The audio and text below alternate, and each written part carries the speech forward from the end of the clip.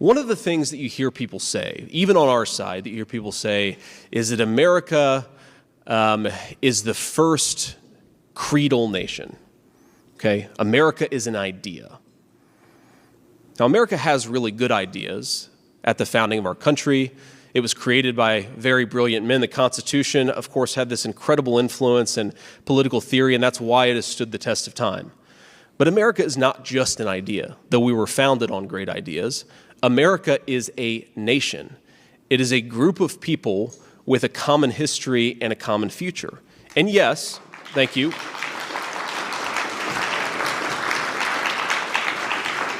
One of the parts of that commonality as a people is that we do allow newcomers to this country, but we allow them on our terms, on the terms of the American citizens. And that's the way that we preserve the continuity of this project from 200 years past to hopefully 200 years in the future. And let me illustrate this in a particular way. I am married to the daughter of South Asian immigrants to this country, incredible people who genuinely have enriched the country in so many ways. And of course, I'm biased because I love my wife, but I believe that it's true.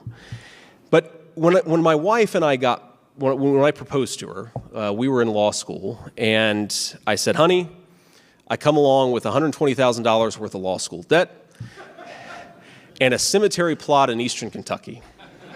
And that's what you're getting, right? And that cemetery plot in eastern Kentucky, if you drive down Kentucky Route 15 and go to Jackson, Kentucky, that's my family's ancestral home. Before we migrated to Ohio about 60, 70 years ago, that's where all of my relatives came from, is the deep heart of central Appalachia. This is Kentucky coal country. By the way, one of the 10 poorest counties in the entire United States of America.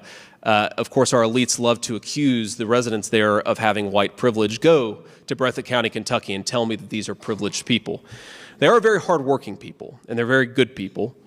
And they are people who love this country, not because it's a good idea, but because in their bones they know that this is their home and it will be their children's home, and they would die fighting to protect it. That is the source of America's greatness, ladies and gentlemen.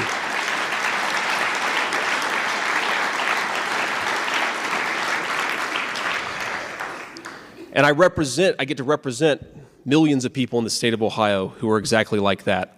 But in that cemetery, there are people who were born around the time of the American Civil War.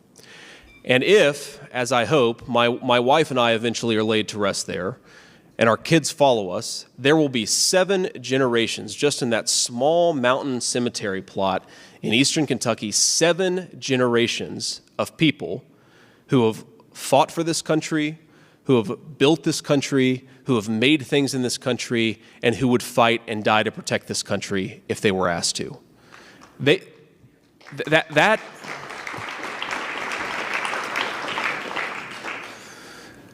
is not just an idea.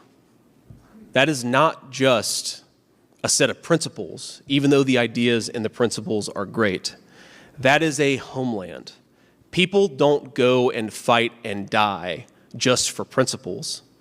Importantly, they go and fight and die for their home, for their families, and for the future of their children.